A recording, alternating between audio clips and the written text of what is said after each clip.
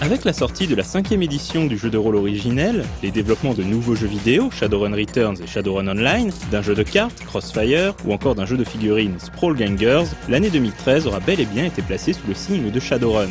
À l'occasion des salons Gen Con et Gamescom, nous avons pu nous entretenir avec Jason Hardy, actuel superviseur du jeu de rôle papier, Jan Wagner, directeur créatif du futur MMO Shadowrun Online, et surtout Jordan Weissman, celui par qui tout a commencé. I was very inspired by the recent creation of cyberpunk books, William Gibson's Neuromancer and several other that I was very into.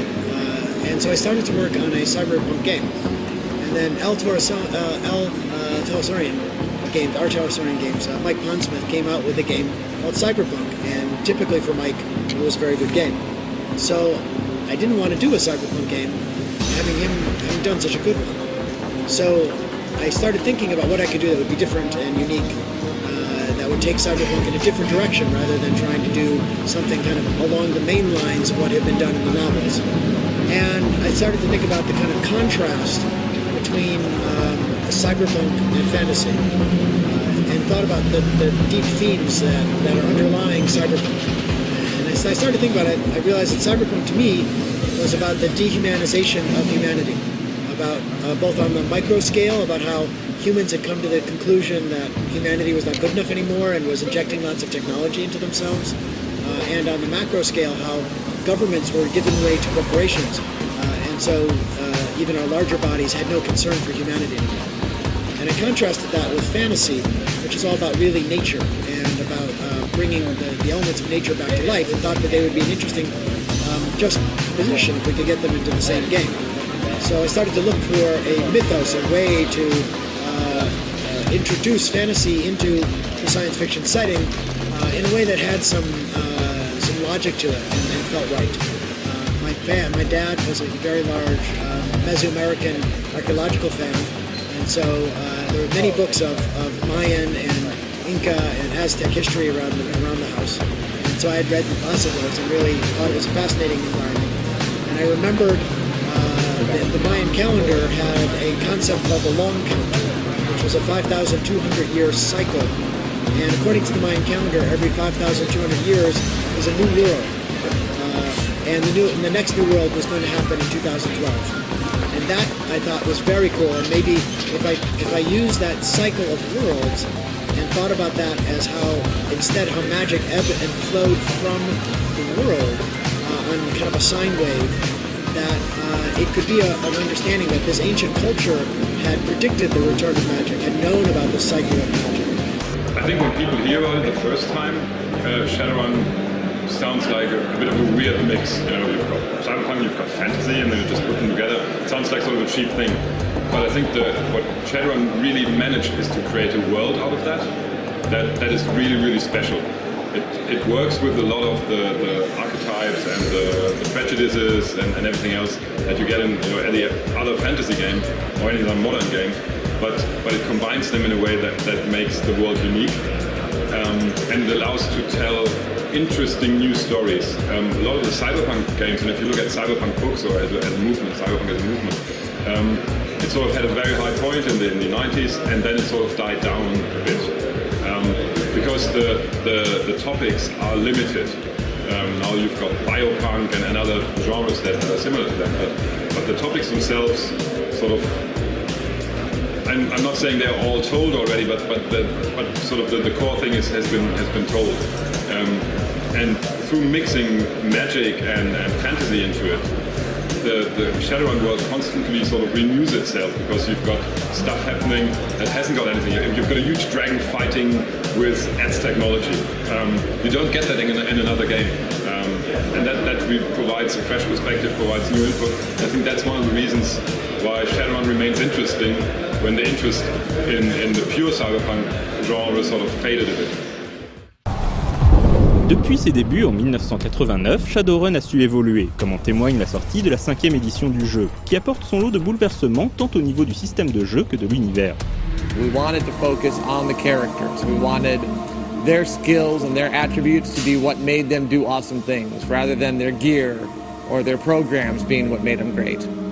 We also wanted to focus on some of the danger and some of the trade-offs that come with Shadowrun. Shadowrun should be a very dangerous place where you have to make compromises in order to survive. And so we came up with the theme of everything has a price. And it's always been there in Shadowrun, but we kind of brought it more to the surface, that if you want to succeed, if you want to maintain your independence from the mega corporations, if you want to keep your soul at all, you're going to have to pay something for it.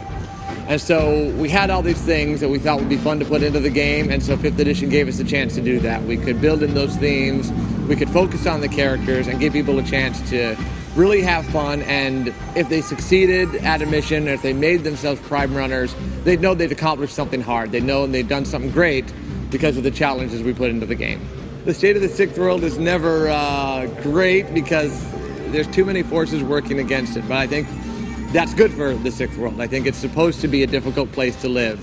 Some of the changes we made involve just the corporations cracking down a little bit more, trying to control people more, and giving more reasons for Shadowrunners to try to fight for their independence. So they've tightened their grip on the Matrix.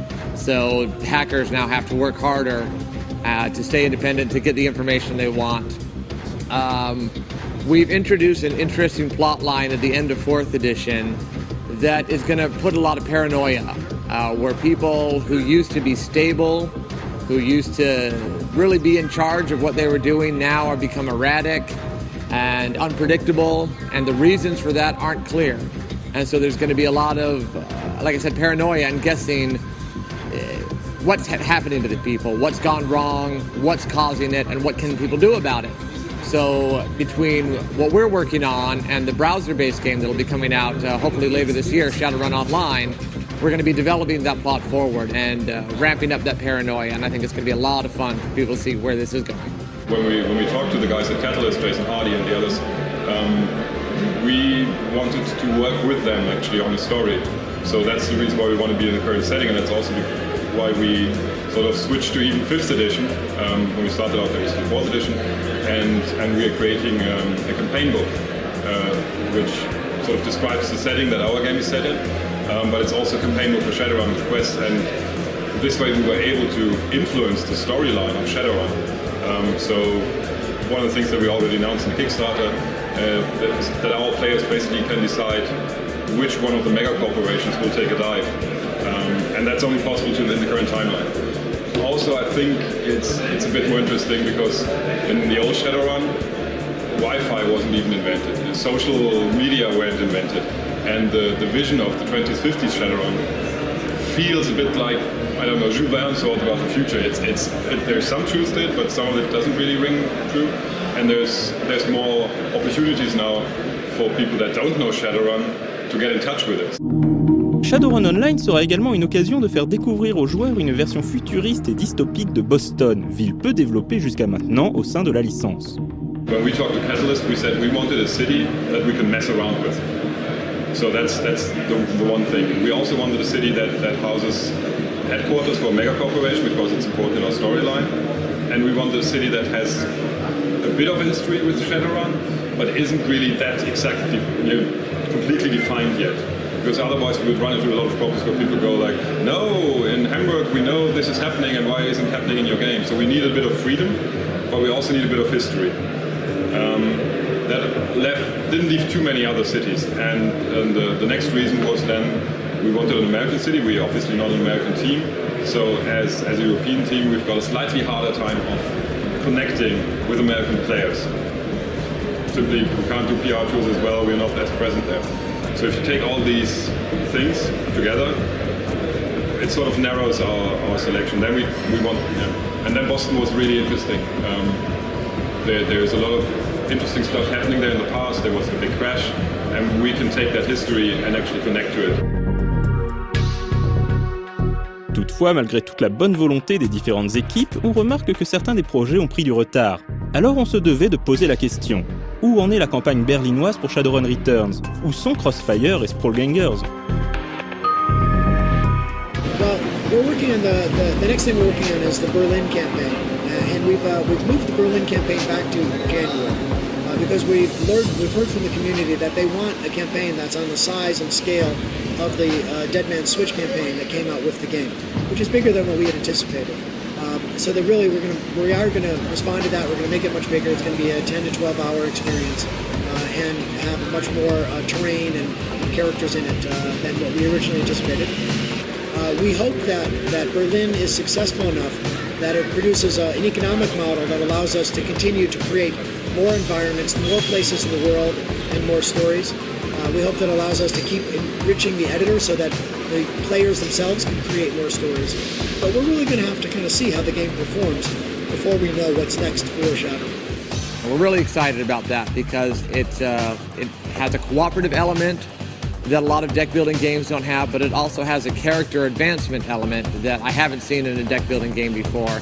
And since we love the idea of Shadowrunners getting stronger as they do things and as they succeed, I'm really excited to see this in a card game. And so that's on track. Yeah, that will be coming out later this year. Sprawl Gangers is also moving forward very nicely. It's going into its third playtest cycle now. So the rules are getting into a really polished state. We'll just make the final tweaks after this playtest cycle and then get the miniatures into production. We got a lot of great designs for the miniatures. So that will be coming out at some point next year. Bref, l'année Shadowrun va déborder sur 2014. D'un autre côté, ça tombe bien, ce sera l'année du 25e anniversaire du jeu. Comment le créateur de cet univers explique-t-il cette longévité? It amazes me that Shadowrun is turning 25 and Battletech is over 30. And how do I explain their longevity? I guess through a lot of luck and a lot of great attention by the fans. I mean, we've tried to do our best part, right? We really have tried to produce an ongoing storyline that remains engaging, that we keep planning farther ahead so that the story evolves in a way that keeps the situation fresh. But ultimately it comes down to the dedication and the imagination of the players that's really helped it stay alive for so many decades. It's been a wonderful experience all these years.